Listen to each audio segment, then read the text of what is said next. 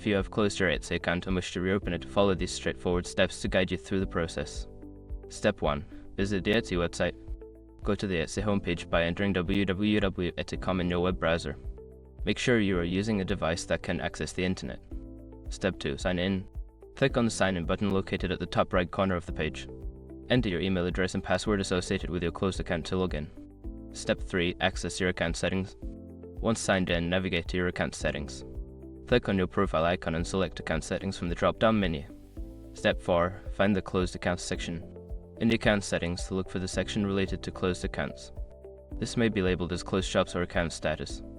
Review the information provided regarding reopening your account. Step 5. Follow reopening instructions. Before starting recovery, use the src.com link in the description to open the account recovery checklist generator and make sure your verification details are ready.